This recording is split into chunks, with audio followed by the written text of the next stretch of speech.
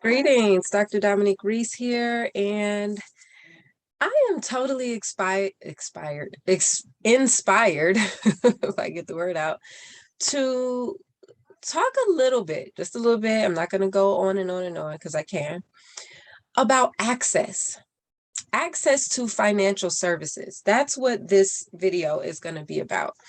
And I simply want to highlight the fact that one, there's great discussion going on about this, right? Especially because of the wealth gap. And I'm going to venture out there and say that I believe the solution to closing the wealth gap is management of time, talent, and treasure. I personally believe that is how we will close the wealth gap. Management of time, management of talent, and management of treasure. Now, put that out there. Access to financial services. I have found myself in a grand, unique space of being a financial coach that has significant experience in financial services, has worked with millionaires, managed money as a financial advisor at a Fortune 500 company, and has deep experience in working with the underserved market and population as well. Now, I've been having some great conversations today with some brilliant minds in the industry, and questions have come up for me. One of the questions that was asked of me is, what do I believe the underserved market is? And I thought that was an excellent question because, depending on who you ask, you're going to get different answers. I believe the underserved are those who are marginalized from systems. That's in its broadest form. That's what I believe. And because I believe the financial system in America was not built for everyone to participate in, by its very nature, it's going to continue to leave people out. And that's the great opportunity.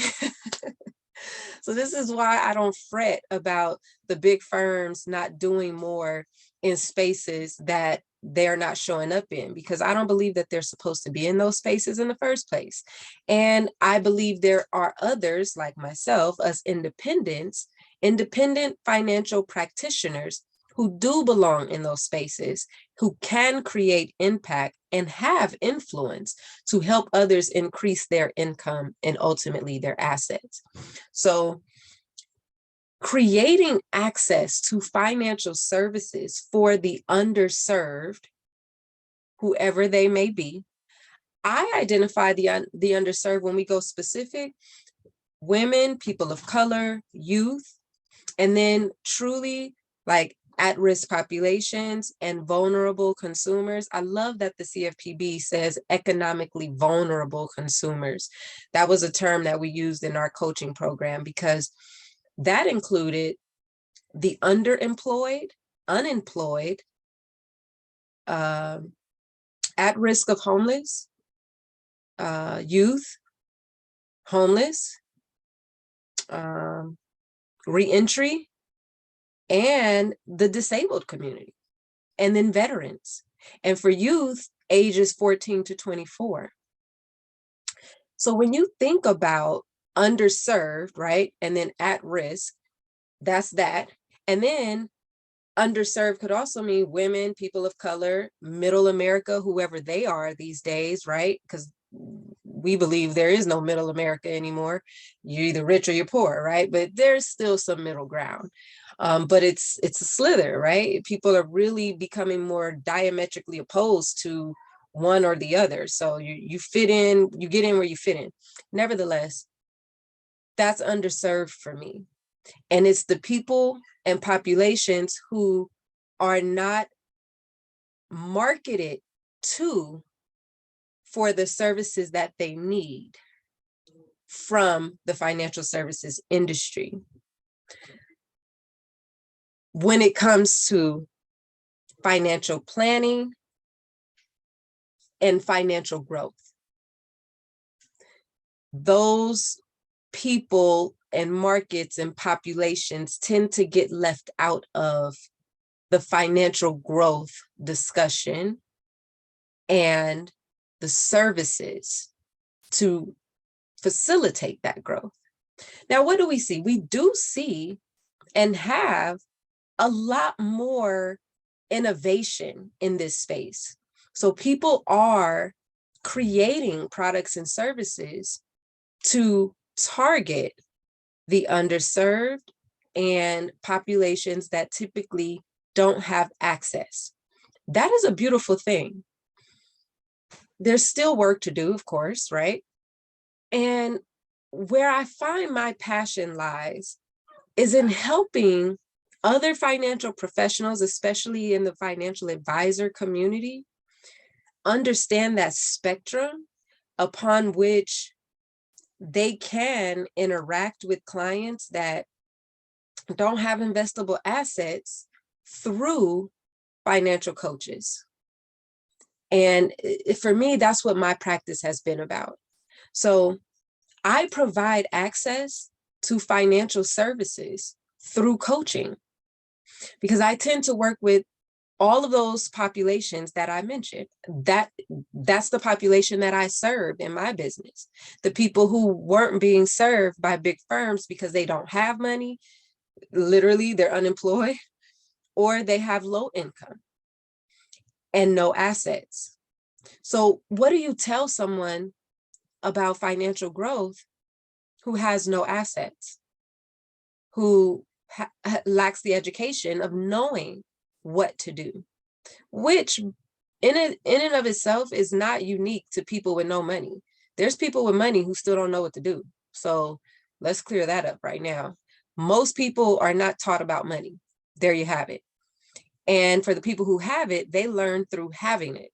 And so the same way you learn about money by having money and managing money, you also learn about money by not having money and mismanaging money. So both teach you. It's just, what are you being taught, right? So that's where I come in, and that's where other financial coaches come in, and we have opportunity, very fertile ground, to bridge the gap between the client and advisory services. Because if clients aren't ready for an advisor, who are they ready for? I'm not even going to answer that question. Let that be out there. If they're not ready for an advisor, who are they ready for? Do they not deserve to work with someone about their money and their financial situation? And I think that's where our industry is today. It's, well, how do we service the people who are being forgotten, right? Well, the system wasn't set up to remember them in the first place. However, there's attention on it, it's national discourse around it, and it's a problem, and we want to solve it. So how do we solve it? Well, you start to put more value on financial coaching, not financial education, because financial education is not unique. It's good, and we all need it. And it doesn't make the difference alone, necessarily. No disrespect to my financial educators, because they're important. And they play a role, but everyone plays a role. And so this is where the partnerships and the collaborations need to happen between the education and the coaching. Those two have to come together. And between those two, we can get results. From the results, we rinse and repeat. And then we'll help our client to graduate to an advisor. That's the spectrum in my mind. That's the spectrum in my experience. And it seems to be the spectrum upon which clients actually navigate. Someone who is building a foundation has things to do to build that foundation. It's almost like the more money you have, the less you have to do. I'm thinking as I'm speaking. It's all fluid right now. The less money you have, the more you have to manage so that you don't have to manage as much in the future. One is behavioral, and two, you'll get results to where your results begin to take on a management of themselves. That's your money making money for you. Right now, when you make the money, that's it. That's where it stops. You just got to keep making the money, and you got to keep making enough of it to lay the foundation. But once the foundation is laid, now the money can start making money, right? So now we're building assets. But how do you help someone get there? Advisors get paid AUM. So if you don't have any assets to manage, I can't help you. That's why the need for a financial coach is imperative, especially right now. If you're not making, no, let me not say that, because it's not based on how much you make. Because you could be a high income earner and still need a financial coach. And that's the misnomer, that high income earners don't need a coach. No, no, no. A lot of high income earners need a coach because they're still not ready for an advisor because of their foundation. They just have high income. What are they doing with it? Is it in the right places? And is it working for them? And if it isn't, they need a coach to help them build that foundation, solid foundation, and then help graduate them to a financial advisor. And so this is the exciting part for me. It's so fascinating about our industry, especially for financial coaches, independent financial coaches, because we get the opportunity to then partner. That's how we work together in closing this gap.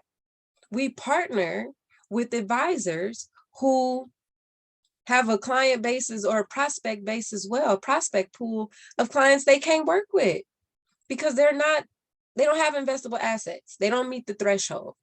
So again, the question becomes, well, who's going to work with them? It could be a financial planner. Okay, you got the plan. Implement. Who's going to help them implement? Coach. So I'm just, all these thoughts came to me today based on the conversations that I'm having. And it all comes back to access to services that meet the client where the client is. And this is truly that stuff about what's in the best interest of the client. You know what I'm saying? Not our firm. So we have to build for the best interest of the client and then create a firm around that. And that, my friend, is what the future of Reese Financial Services will be. I'm not sure that it'll be called Reese Financial Services, but it will be a firm where coaching leads to planning and advisory, and it's all in one firm. And my clients will truly graduate to an advisor. That is the spectrum to go from education, coaching, to planning and advisory. And I pride myself in the work that I do on preparing my clients for that transition. Help them get educated about money, the things they don't know. They now know. They can implement what they know. Take that coaching, have the one-on-one support, get small things done, get those wins in the various areas of their financial lives that are important to them and that matter the most. Build the foundation so that their foundation isn't jeopardized every time something happens financially, a new life event. And then grow or create assets first. Help them to create assets, grow those assets, and then we can continue to manage those assets. So I don't know, I'm inspired. I was inspired to share because there is such great discussion right now about how to help people who are being left out. And this pandemic is exposing that there's a crack in the system. People are falling through that crack. Not news, right? That's not news. We've known this, but now it matters to make a difference. So my call to action, if you are a leader of a Fortune 500 company, you need to talk to me because I can help you Connect the work you do and want to do in these markets and with these different populations so that you can begin to have a role in closing the wealth gap with clients you don't even serve, because you don't serve these clients and you probably won't, but you want to know how to make a difference because it's part of the discussion. If you are a financial advisor, you need to talk to me because you need to learn how to partner with a financial coach to create a pipeline for your business of clients who you will be able to serve when they have assets, and on the reverse, for clients who you're unable to serve because they don't have assets. Now you get to share them with a professional who has their best interest at heart, as well as giving them the support they need to get the results they desire. And lastly, if you are a financial coach, you need to talk to me, especially if you are an employed financial coach, because I want to support you in becoming an independent financial coach while you're employed so that you can take advantage of the opportunities that are going to be presented and are actually already presenting themselves right now for independent coaches, financial coaches. Because you want to be able to serve people outside of your 9-to-5. And with the skill set you have and the knowledge you have, you can totally leverage that skill set and knowledge outside of your 9-to-5 to also increase your own income and support your net worth and basically create, I don't want to say business because that scares some people away, but another stream of income using the current skill set that you have. So I know this was a lot, and I've been so inspired to share. So that's really all I wanted to do. And I would love to hear your thoughts and comments about access to services, solutions for the wealth gap, financial coaching versus financial planning versus financial advising, who does what with whom, what we could stand more of, less of, and any other innovative ideas that you may want to throw into the mix. So thank you for your attention. Peace.